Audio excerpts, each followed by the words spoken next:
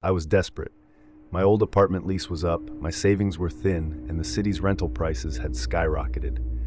That's how I found myself scrolling through Craigslist at 2 a.m., eyes bloodshot, hunting for something cheap, anything under $700. That's when I saw it. Room for rent, quiet building, no drama, $650 per month. Move in immediately. Must be clean and responsible. Call or text for more info. It seemed perfect. No pictures, just a phone number. I figured that was fine. I wasn't picky. I texted the number and the person, Mark, replied almost instantly. Polite, eager, everything you'd want in a roommate. We arranged a viewing for the next day. The building was older, a bit run down, but the rent was right. Mark met me at the door, tall, thin, with a quiet smile. He didn't shake my hand, just nodded. The apartment itself was sparse, bare walls, minimal furniture, except for his room, which he insisted I not go into. That's my private space, he said. I'll show you the rest. Kitchen, bathroom, living area. You'd have your own room. I nodded. Something about his tone was off, but I brushed it off. I was tired and needed a place to live. We signed the lease the next day.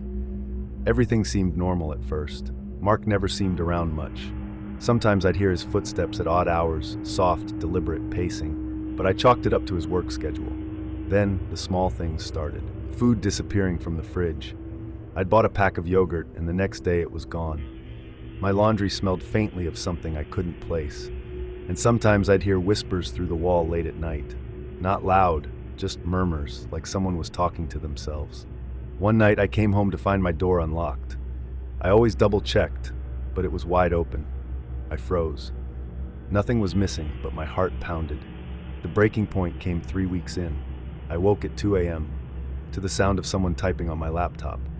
My room was dark, but I could see a shadow hunched over the keyboard. "Mark?" I whispered. No response. He didn't even flinch. I grabbed my phone and dialed 911. When I turned on the lights, he was gone. My laptop was open to a new document. On it was a single line. "I like to know you're really here." I packed a bag that night and stayed at a friend's place. The next day I called Mark. Yeah, I think you left something behind," he said, calm as ever. "I can hold it for you if you want." I never went back. I blocked his number, moved across town, changed my locks. For a while, I thought that was it. I thought I'd escaped. But then, a week later, I started getting texts from my old number, from Mark. "I liked how you screamed. I can smell your fear. Are you safe at your new place?" I went to the police. They said there wasn't much they could do. No threats of violence, nothing tangible, just creepy messages. Weeks turned into months. I changed numbers, emails, even social media accounts. I thought I was safe. Until last night, I was making dinner when I heard it, footsteps in my hallway. Slow, deliberate. My stomach dropped. I live alone now, always have. I checked every door, every window, locked, nothing. Then my phone buzzed, a text from an unknown number. "Doors unlocked. Come say hi?" I live in a new city. I don't know this number. I don't know anyone.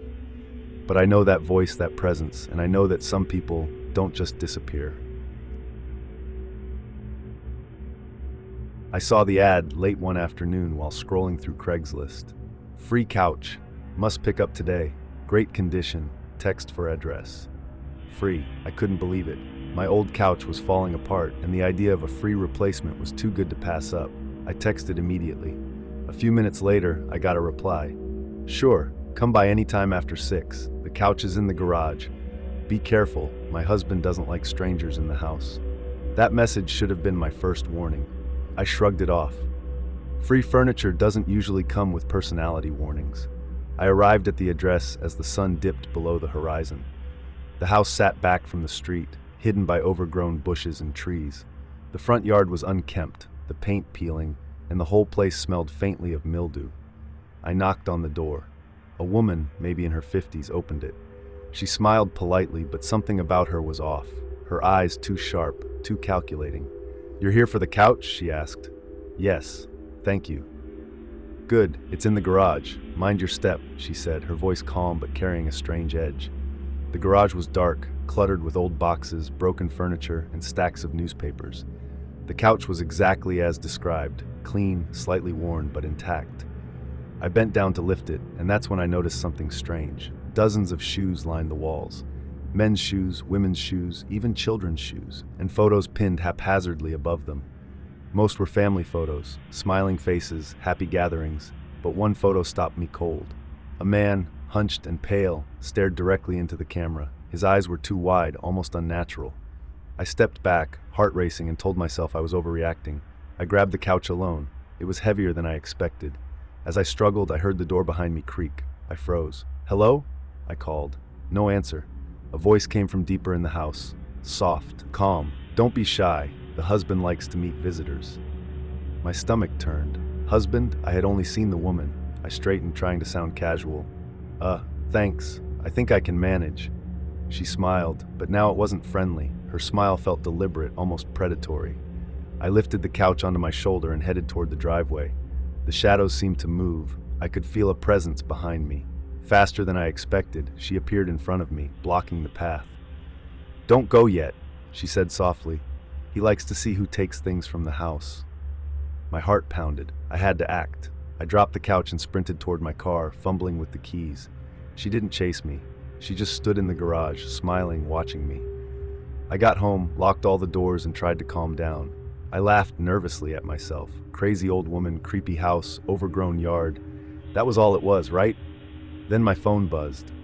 Unknown number. "You left something behind, we need it back." I didn't reply. I blocked the number. The next day I noticed something in my apartment. A small, worn shoe, children's size, sitting by the door. I don't have children. I don't know anyone who would leave a shoe here. Panic surged. I moved immediately, abandoning the apartment for somewhere safer. I never looked back. I deleted the Craigslist app and never responded to free item ads again. I still think about that night. About the photos, about the shoes, about the way she smiled, calm and cold. And I know one thing. Some things that are free come at a price far higher than money. I thought it would be simple. Just meeting someone I had been chatting with online for a few days. Their messages were friendly, normal, nothing that set off alarms. We agreed to meet at a small park near my apartment. They suggested nighttime because the park would be quiet. I should have listened to that warning. I arrived around 10 o'clock. The park was empty, shadows stretching across the paths, only the dim glow of the streetlights breaking the darkness. My phone's flashlight barely cut through the gloom. I saw someone standing near the benches, tall, still, hands in his pockets. He didn't wave or smile, he just waited. "Mark?" I called, trying to keep my voice calm. He turned slowly. His face was pale under the streetlight. His smile was too wide, not friendly at all. It felt wrong. "You came," he said, voice quiet, deliberate, almost rehearsed. We started walking down the path. I tried to keep the conversation normal, movies, books, small talk, but every question he asked seemed off. "Which exits are closest? Are there usually many people here at this hour? How quickly does the park empty out?" My stomach tightened. "It's late. It's quiet at night," I said. "Yes," he replied. "Quiet is good. Easier to notice things." I laughed nervously, hoping he was joking. But the way he said it made my blood run cold. We reached a darker part of the park, where the lights barely worked. I noticed the knife first when he shifted his jacket. Just a flash, but enough for my heart to stop. My brain screamed at me to run, but I tried to stay calm. "I should go," I said, stepping back. "Don't leave," he said softly. His voice was calm, but there was an edge of something dangerous beneath it. Panic surged. I started moving quickly, backing toward the path leading out. He followed silently. My hands trembled, gripping my phone. My thumb hovered over 911. "You're making a mistake," he said. I feigned dropping my phone. "Oops," I said, crouching slightly. As I bent, I kicked out, hitting his knee. He stumbled, a sharp grunt escaping him. I didn't wait. I ran, my shoes slapping against the cracked pavement, my lungs burning. Behind me, I heard him call my name. The voice was soft, almost calm, but it sent a shiver down my spine. I didn't look back. I reached the streetlights at the edge of the park and finally saw my car. I threw myself inside, locked the doors, and fumbled to start the engine. My hands shook so badly I could barely turn the key. As I drove away, I caught a glimpse of him standing at the edge of the path, the knife glinting faintly under the streetlight. He didn't chase. He just watched, calm, patient, like he knew this wasn't over. When I got home, I called the police. They took a report, but there wasn't much they could do. No previous threats, no pattern of violence, just a story about a very creepy encounter. That night, my phone buzzed. Unknown number. Next time, don't run. My blood ran cold. I blocked the number, changed my routines, avoided walking alone at night. I don't use online meetups anymore, and I never step into a park after dark. Sometimes, though, I feel it, watching, waiting.